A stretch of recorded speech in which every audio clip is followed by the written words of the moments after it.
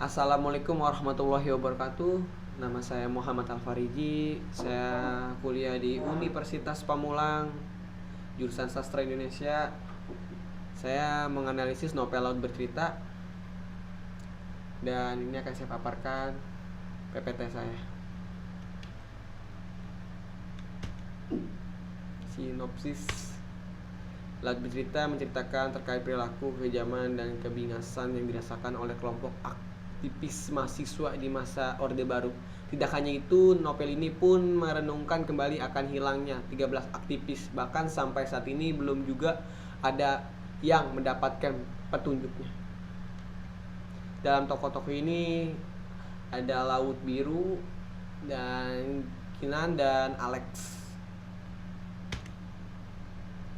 Matilah engkau, mati. Kini mereka mengingat tanganku dengan besi pemberat, tangan kiri, lalu tangan kanan. Sesekali aku menggeliat, berusaha mencari celah dan kemungkinan meski akan. Dalam judul ini kita bisa tahu dalam isi cerita ini dia kayak udah nggak tahu lagi tuh, kayak udah pasrah dalam hidupnya yang untuk membela kebenarannya untuk negeri ini.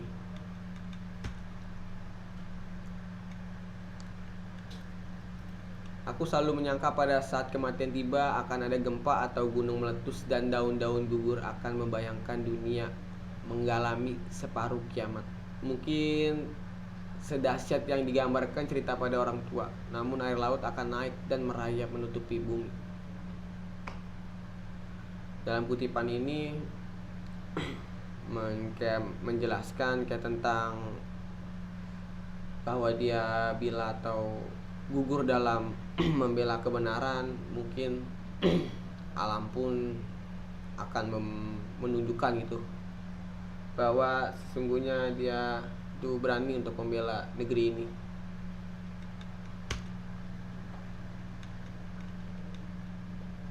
Aku melayang-layang ke dasar lautan. Aku selalu menyangka pada saat kematian tiba, gempa atau gunung meletus dan daun-daun gugur, aku membayangkan dunia mengalami seperti kiamat. Mungkin sangatlah dahsyat digambarkan cerita pada orang tua, namun air laut akan naik dan merayap menutupi bumi.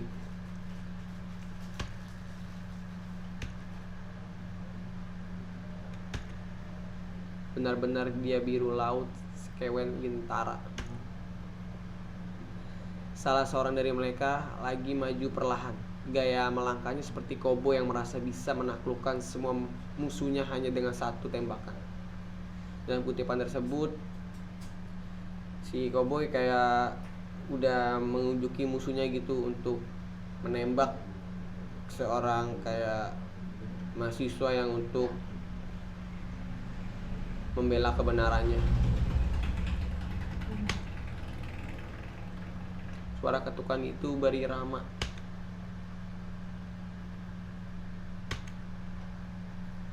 Aku baru menyadari bunyi ketukan halus itu datang dari jari-jari sunu pada pintu calon rumah kami di Saigen, di sebuah pojok terpencil di Yogyakarta.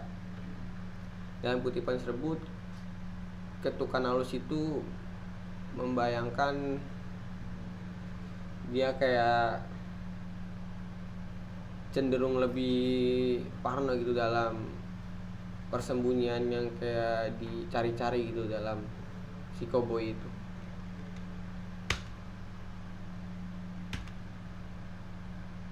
Ketidakpastian. Yang paling sulit adalah menghadapi ketidakpastian. Kami tidak merasa pasti tentang lokasi kami. Kami tak merasa pasti apakah kami akan bisa bertemu dengan orang tua, kawan, dan keluarga kami, juga matahari. Kami tak pasti apakah kami akan dilepas atau dibunuh. Dan kami tidak tahu secara pasti apa yang sebetulnya mereka inginkan selain meneror dan membuat jiwa kami hancur. Dalam kutipan tersebut, dia sangatlah ketakutan.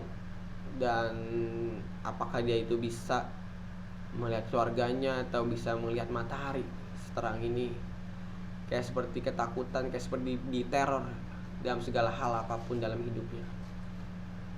demi ucapan kebenarannya. Asmara kita hidup di negara yang menindas rakyatnya sendiri. Bapak senang berada di antara anak-anak muda yang mengerti bahwa bergerak meski hanya selangkah dua langkah jauh lebih berharga dan penuh harkat daripada berdiam diri.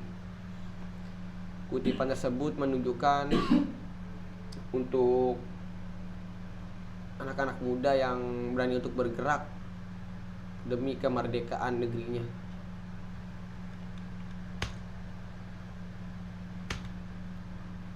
Sembari ngopi,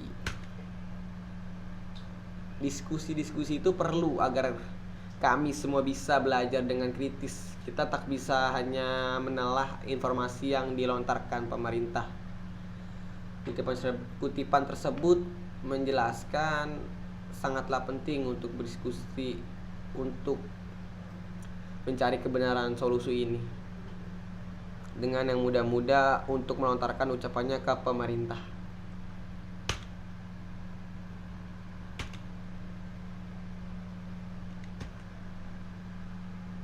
Sejarah. Mereka bisa bikin sejarah sendiri, kami menari. Dalam kutipan tersebut bisa dijelaskan sejarah yang pernah dihadapi itu adalah untuk mencari keadilan dan kemakmuran.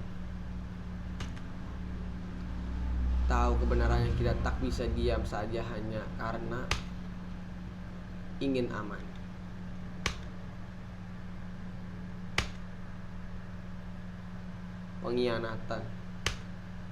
Pengkhianatan ada di mana-mana, bahkan di depan hidung kita. Laut kita tak pernah tahu dorongan setiap orang untuk berkhianat. Bisa saja duit kekuasaan, dendam, atau sekedar rasa takut dan tekanan penguasa. Dalam kutipan tersebut dijelaskan, dalam si penguasa itu sangatlah rakus untuk meraup dalam negara ini. Perjuangan. Kita tak bisa berharap semua orang akan selalu royal pada perjuangan dan persahabatan. Kutipan tersebut akan menjelaskan tetap royal untuk perjuangan dan bersama untuk pemuda ini untuk menaklukkan kebenaran. Tetap bangkit. Kita tak boleh jatuh, tak boleh tenggelam, dan sama sekali tak boleh terhempas karena peristiwa ini. Kutipan tersebut menunjukkan ya, kita harus tetap semangat untuk membangun negeri ini menjadi kebenaran yang lebih baik. Kebenaran.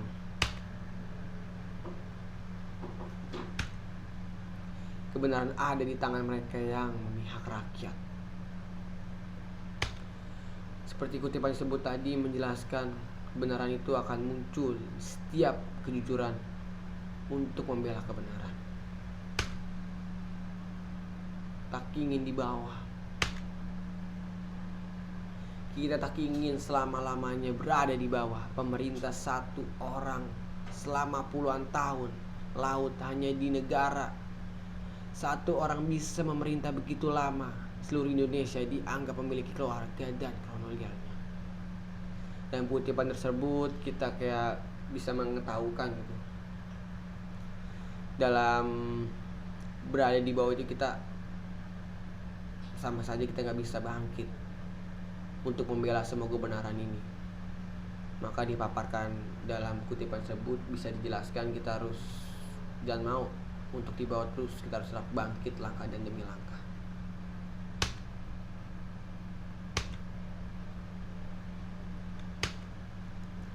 Ketidakpastian. Yang paling sulit adalah menghadapi ketidakpastian. Kami tidak merasa pasti tentang lokasi kami. Kami tak merasa pasti apakah kami akan bisa bertemu dengan orang tua, kawan, dan keluarga kami. Dan apa pasti yang sebetulnya mereka inginkan selain meneror dan membuat jiwa kami hancur. Jadi tersebut akan menjelaskan kepastian untuk kebenaran dalam sebuah perjuangan.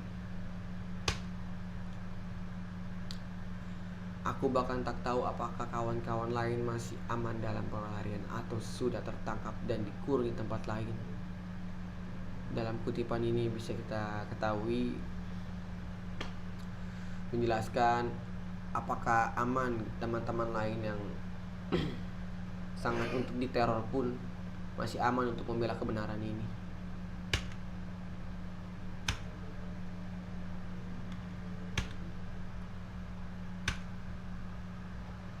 Mimpi yang tak ingin membuatku bangun, mimpi yang teduh sekaligus menyedihkan, karena entah bagaimana aku menyadari pertemuan itu akan segera berakhir.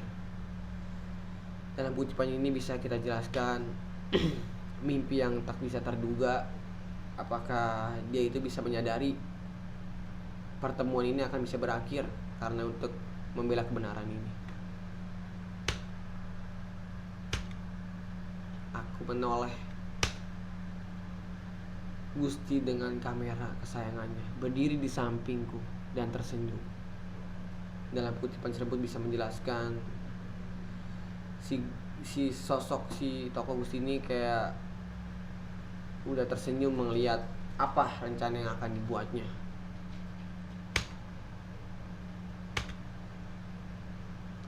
Ingin menyelamatkan. Aku merindukanmu dan sekali aku bermimpi ingin diselamatkanmu lagi, tetapi aku harus mandiri. Dalam kutipan tersebut bisa kita jelaskan, dalam artinya itu dia ini selalu ingin mandiri gitu dalam menyelamatkan segala hal apapun. Si mata merah, laut kita diskusi saja, ayo santai. Dia mendeham yang diterjemahkan sebagai sebuah perintah oleh salah satu anak buahnya. Rupanya perintah itu adalah membuka kain hitam yang sudah melekat menutupi mataku.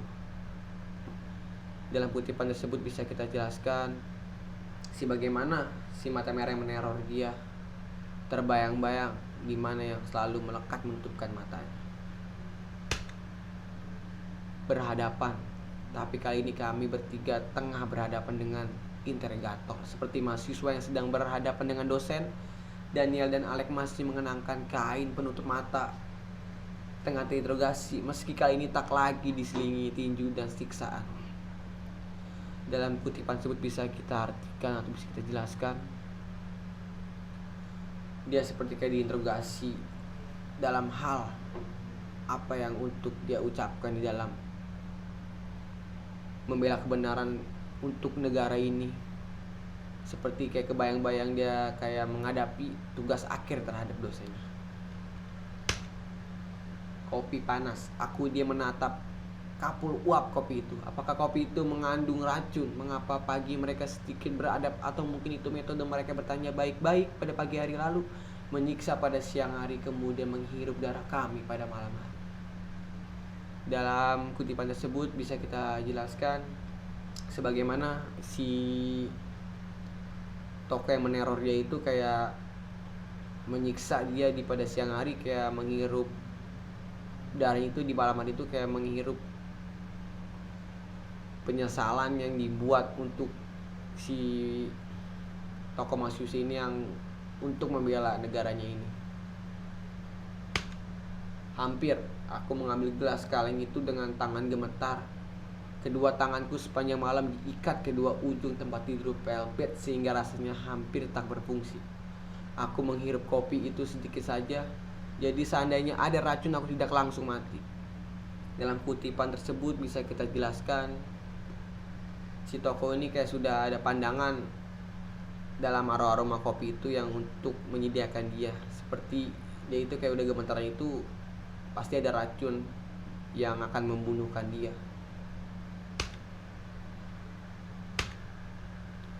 Sekian, terima kasih dari analisis novel saya ini yang berjudul Laut Bercerita. Sekian dari saya, Muhammad Al-Faridi. Assalamualaikum warahmatullahi wabarakatuh.